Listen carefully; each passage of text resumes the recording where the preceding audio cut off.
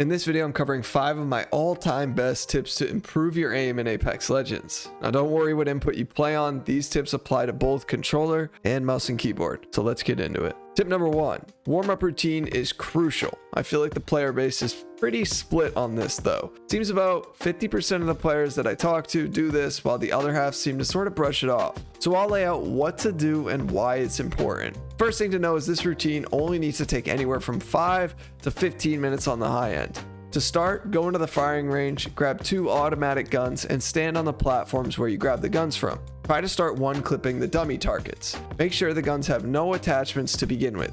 You never want to practice with a fully kitted gun because you aren't going to land on a fully kitted gun when you drop into a match. Your warm-up needs to sort of emulate what it's like in your average game. So, as you're one clipping, incorporate some movement such as slide jumping from platform to platform in between each shot, and work your way down the line. Utilize other common movement mechanics that you'll find yourself doing. So I'll do some wall bounces, some crouching, along with hitting the zip line on the far right side. Then when you get a good feeling off of those shots, add a couple attachments to your weapons. Stand further back about 50 to 70 meters and repeat the steps. This time you don't really have to incorporate as much movement because, well, movement will play less of a role when you're further away from your target. Then, when you're out of ammo or you feel good about your progress, get up close and personal to the dummy. Start hip firing and ADSing up close. Be sure to be utilizing multiple different guns during the warm-up period. I try to go for the weapons that I usually look for in game, but I also will grab a random gun that I may not use as often to try to improve with it. Just about every good player in Apex is proficient with every single weapon in the game. Now, I also encourage players to practice with shotguns, particularly without a shotgun bolt to begin with. This will slow down the fire rate, and it's important that you learn the gun at its base level. So whether you're using a shotgun with no bolt or an R301 with no attachments, just remember, the gun at its base will be the hardest to control. The more attachments you add, and the higher in tier that they are, the easier the gun will feel, particularly the closer you are to your target. Warming up is really important. I think it wakes your mind up a little bit, it helps with hand-eye coordination, and it really just gives you that feel of Apex. I don't think Kovacs or AimLab really brings that same aesthetic that you get from just warming up in the firing range.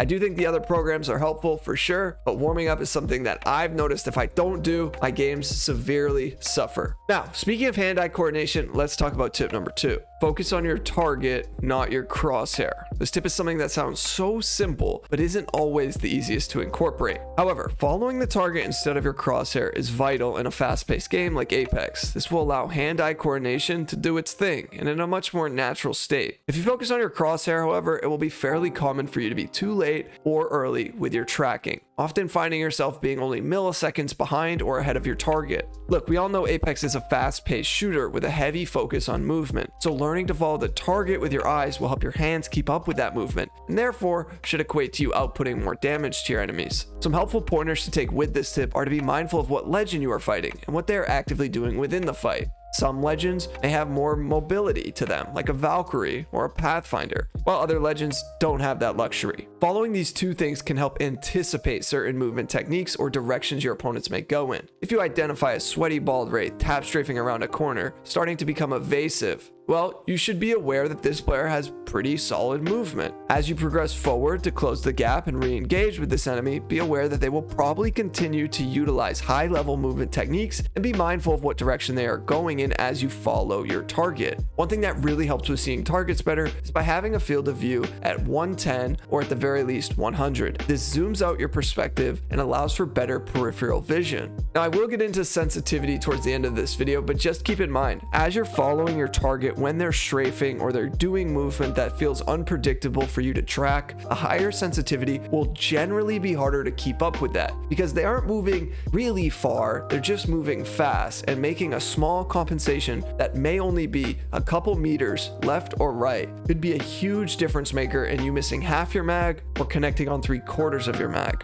But before we get into sensitivity, we have to talk about a really underrated thing that a lot of players overlook in Apex. Tip number 3, learn to hip fire versus when to aim down sights. First, you should learn that hip firing allows for you to have a faster strafe speed in a trade-off for having a larger bullet spread, and ADSing will give you a tighter bullet spread in a trade-off for a slower strafe speed. Now, learning when to do either one of these, or both of them, is a common aspect to Apex that is mandatory you learn as you look to improve your game. I think most players are surprised at the hipfire accuracy that Apex has to offer, because it doesn't always work that way in other shooter games. But before I get into some general principles, it's important to note there are exceptions to this, and guns can change season to season, but as of the making this video, let's just say LMGs have some of the worst hipfire accuracy in the game, and that is because, well, they've been a bit too OP in the past. Well, I guess some still are, but regardless, I prefer to hipfire most of the automatic weapons if I'm fighting up close. I'm talking, 5 to 10 feet on the max. There are certain guns, though, that I may not hipfire up close. Weapons like the Peacekeeper or the Mastiff, or sometimes the Mozambique or Wingman. Those weapons are what I would call exceptions to this rule. It's not to say you can't hipfire them, but Peacekeeper has a built-in choke, so it creates a slug,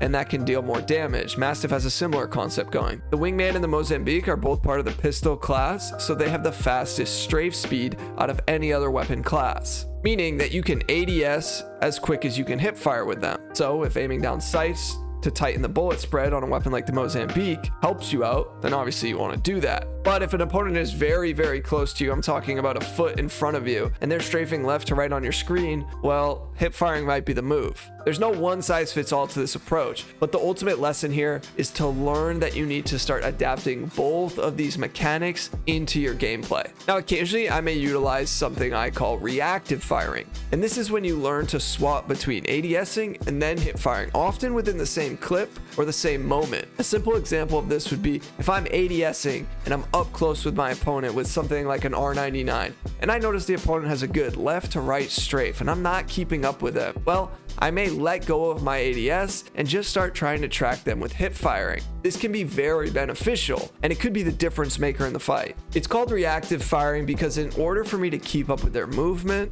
while improving mine in real time, I will simultaneously be outputting more damage, and I'm reacting to what they're doing. This is often done within milliseconds of a fight. So learn to start doing this in the appropriate manners and you'll see great results. Tip number 4 is about incorporating movement while you're aiming, particularly strafing and crouching. Now, when it comes to overall movement in Apex, it could deserve an entire video, and I've certainly done more in-depth videos around this topic. However, in this video, what I want to focus on is explicitly the movement you use when in combat. The two general mechanics will be strafing and crouching, and I guess occasionally jumping. I'll bring up jumping first since it's basically the easiest thing to explain. Most of the time, jumping is just worthless though. It puts you in a predictable path of motion that lets your enemies easily predict where you are going and they beam you. Using a jump in a fight should only be used in very niche situations, but for the most part, trying not to get in the habit of doing it. Now, next up is strafing, or otherwise known as moving left to right to dodge shots. The goal of movement in a fight is to be as unpredictable as possible to give you the advantage. Sounds simple, right? Well, strafing will make it more difficult for the opponent to track you. There are different ways of doing this, but the most common and effective is to mix up left and right. Try to move further to one side than to the other, and don't forget that the more complicated the strafe, the more difficult it will be for you to hit your shots as well. So movement is interesting in Apex because the more you try to do, the less you will achieve.